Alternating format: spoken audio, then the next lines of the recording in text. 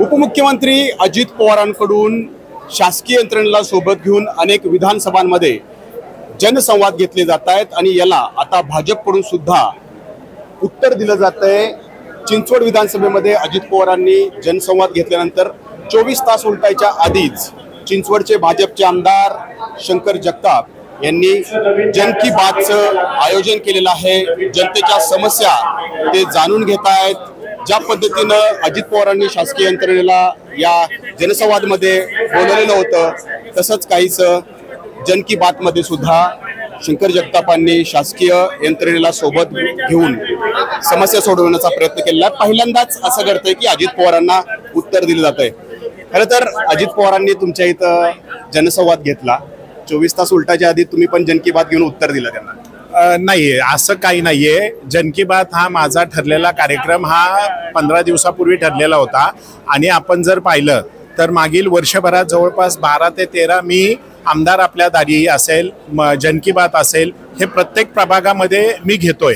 आतापर्यंत तुम्ही आमदार आपल्या दारी घेतलं, जन की बात आणि जनसंवाद हे एक जनसंवाद झाल्यानंतरचं एक नवीन वाक्य तुम्ही दिलेलं आहे, जन की बात। नाही, ते एक थोडंसं नवीन, प्रत्येक वेळेस आमदार आपल्या दारी अभियान, लोकांनाही काहीतरी नवीन असावं म्हणून जन की बात आहे। अजितदादांनी जिल्ह्याभरात बरेच जनसंवाद घेतल्यानंतर वरिष्ठांकडून काही सूचना आलेत का अशा पद्धतीनं आपण पण जन की बात घ्यावे, लोकांमध्ये जावं आणि त्यांच्या समस्या जाणून घ्यावेत? नाही, तुम्हाला मी परत सांगतो, मी आमदार झाल्यानंतर म्हणजे तुम्ही जर माझे मागचे फोटो आणि मागच्या जर मीडियाला जरी पाहिलं आपण तर हा माझा 13वा आहे आणि पक्ष भारतीय जनता पार्टी हा पक्ष असा आहे की अंत्योदय शेवटच्या घटकापर्यंत पोहोचणं हे प्रत्येक कार्यकर्त्याचं काम आहे। आणि आतापर्यंत तुम्ही आमदार आपल्या दारी हे 13 वेळा घेतलं होतं।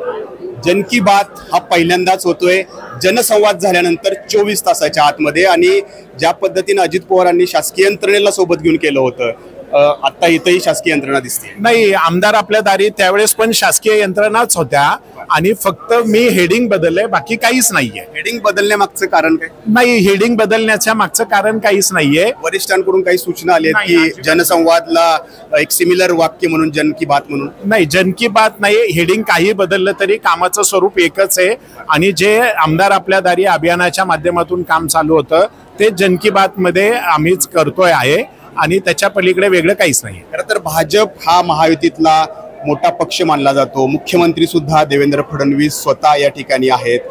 गेल्या महिन्याभरापूर्वी ज्या वेळेला अजित पवारांनी या ठिकाणी जनसंवाद घेतला होता त्यावेळेला भाजपनं थोडंसं आस्ते कदम घेतलं होते, कुणीच उत्तर द्यायला पुढे आलेलं नव्हतं आणि आज थेट या ठिकाणी जन की बात या ठिकाणी नाही, ह्याच्यामध्ये उत्तर नाही। आम्ही तर महायुतीमध्ये आहोत आणि ते त्यांच्या परीनं पालकमंत्री आहेत जिल्ह्याचे, राज्याचे उपमुख्यमंत्री आहेत। पालकमंत्री ऐका ना, पालकमंत्री ते जिल्ह्याचे आहेत, परंतु महायुतीची सत्ता आहे, महायुतीत भाजप मोठा पक्ष आहे, राष्ट्रवादी त्या खालोखाल येतं आणि ते ज्या वेळेला पालकमंत्री होतात त्यावेळेला तुम्ही पण त्या सत्तेत आहात। मग पालकमंत्री म्हणून ज्यावेळेला अजित पवार अशा प्रकारचे जन की बात घेतात तर तिथं भाजपचे पदाधिकारी का दिसत नाहीत, भाजपचे आमदार का दिसत नाहीत, शिंदे गटाचे खासदार का दिसत नाहीत, शिंदे गटाचे पदाधिकारी का दिसत नाहीत? नाही, आता त्यांचे प्रोग्राम जेव्हा होतात, आता दादांचा प्रोग्राम अचानक झाला, आमचा नियोजित कार्यक्रम होता आणि नियोजित असल्यामुळे आणि इथे जन की बात किंवा आमदार आपल्या दारी अभियान हे आम्ही लोकांसाठी काम करतोय, हे पक्षवाढीसाठी किंवा कुठल्या पक्षाचा कार्यक्रम नाहीये। आणि आपण जर पाहिलं तर इथे आमच्या इथे पण, आणि काल पण मी पाहिलं नसेल किंवा तुम्ही पहा की असं काही नाही की फक्त एकाच पक्षाचे लोक तिथे येतात आणि काम सांगतात, असं नाहीये। सगळे पक्षाचे पदाधिकारी म्हणून तुम्ही का दिसत नाही तिथं? जर पालकमंत्री ते महायुतीचे आहेत तर पदाधिकारी म्हणून भाजपचे आणि शिंदे गटाचे का दिसत नाहीत? मग त्यांच्या एकट्याचाच हा आगामी महापालिका निवडणुकीच्या अनुषंगाने प्रचार सुरू आहे। राजकीय काही असं असेल तर कार्यक्रम आम्ही निश्चितच एकत्र असू। परंतु तुम्ही चांगलं उत्तर दिलंय जन की बात मधून।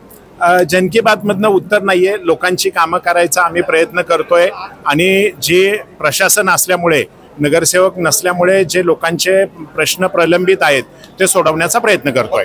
जन की बात हे नाव देण्यासाठी तुम्हाला जाग फक्त जनसंवाद नंतरच आला? नाही, जन की बात हा मागच्या वेळेस पण आम्ही होर्डिंग होतं, ते तुम्ही जर मागचे होर्डिंग जरी पाहिले तर त्याच्यामध्ये पण जन की बातच होतं। आगामी महापालिका निवडणुकीपुरतच हे मर्यादित असणार आहे? नाही, हे कायमस्वरूपी असणार आहे. तर उपमुख्यमंत्री अजित पवारांनी जनसंवाद घेतला आणि त्यानंतर भाजपचे आमदार शंकर जगतापांनी जन की बात हा उपक्रम या ठिकाणी राबवला आणि अजित पवारांना उत्तर देण्याचं या ठिकाणी प्रयत्न त्यांच्याकडून होते. खरं तर हे पहिल्यांदाच घडतंय, त्यामुळं वरिष्ठांच्या सूचनेनं शंकर जगताप यांनी हे जन की बात नाव दिलंय का? कारण आतापर्यंत आमदार आपल्याद्वारे या अंतर्गत हे कार्यक्रम राबवले जात होते. अजित पवारांच्या जनसंवाद नंतर भाजपने सुद्धा जन की बातचा हा नवा उपक्रम राबवायला सुरुवात केली आहे. आगामी महापालिका निवडणुकीच्या अनुषंगाने दोन्ही पातळीवरती महायुतीतले भाजप आणि राष्ट्रवादी अजित पवार गट यांच्याकडून अशा प्रकारची पावलं उचलली जात आहेत. जनतेला कुणाची बात पटते, जनतेला कुणाचा संवाद भावतो हे आपल्याला निकालानंतरच कळणार आहे. नाजिमुल्ला, एबीपी माझा, पिंपरी चिंचवड. एबीपी माझा, उघडा डोळे बघा नीट.